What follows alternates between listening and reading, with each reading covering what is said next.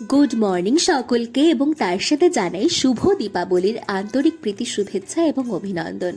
এরকম একটা দিনে যদি নিজের স্কিনটা একটু গ্লো না করে তাহলে কি সেটা ভালো লাগে বলো? সেই জন্য আমি নিয়ে নিয়েছি জোভিস হার্বালের ডিটান প্যাক এবং তার সাথে আমি মিশিয়ে নিচ্ছি ডাবর গোলাপের রোজ ওয়াটার। তার কারণ ডিটান প্যাকটার যে টেক্সচার সেটা অত্যাধিক ঘন, সেটাকে একটু লাইট করে নেওয়ার জন্য আমি ডাবর গোলাপের রোজ ওয়াটারটা অ্যাড করেছি।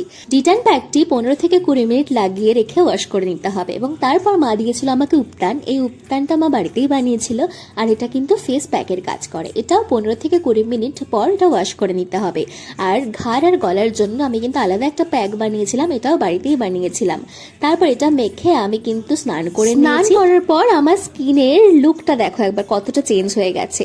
তারপর আমি চলে গিয়েছিলাম তুলসী মণ্ডপে একটু জল দুধ ঢালার জন্য এবং আমি তারপর আবার ব্যাক করি আমার স্কিন কেয়ার রুটিন। রোজ ওয়াটারটা আমি as a prep mist use করছি আর আমি এখানে সানি কোম্পানির একটা ক্রিম ইউজ করছি। এটা অল টাইপ ক্রিম, আমি অ্যাজ আ ময়শ্চারাইজার ইউজ করছি এবং তারপর আমি ইউজ করেছি লোটাসের SPF 60+ দেওয়া সানস্ক্রিনটা। অ্যান্ড আমার ফেসের গ্লোটা দেখলে বুঝতে পারবে ঠিক কতটা চেঞ্জ হয়ে গেছে। তারপর আমি রেডি হয়ে চলে গিয়েছিলাম বাজারের উদ্দেশ্যে, কারণ আমি করবো এবছর কালী পুজোর উপোস। সেই জন্যই আমার মালার অর্ডার দেওয়া ছিল। প্রথমে কাকু এখানে জবা ফুলের মালা বানাচ্ছিল, কারণ আমি প্রথমেই বলে দিয়েছিলাম যে জবা ফুলের মালাটা আমি যাওয়ার পরে তুমি বানাবে আর বেলপাতার মালাটা আগের থেকেই বানানো ছিল। আমি মালা দুটো কালেক্ট করে নিয়ে সোজা চলে যাই ফলের বাজারে। আর আজকে যা ফলের বাজারে ভিড় ছিল সেটা বলারই বাইরে।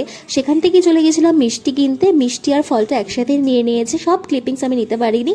এবং তারপর গিয়েছিলাম আমি দশকর্মার বাজারে। সমস্ত জিনিস আমার যা যা দরকার ছিল সেগুলো কিনে সোজা চলে এসেছিলাম বাড়ি। যেহেতু উপোস ছিলাম তাই মা বাড়িতে একটু শরবত বানিয়ে দিয়েছিল, সেটাই খেয়ে নিচ্ছি।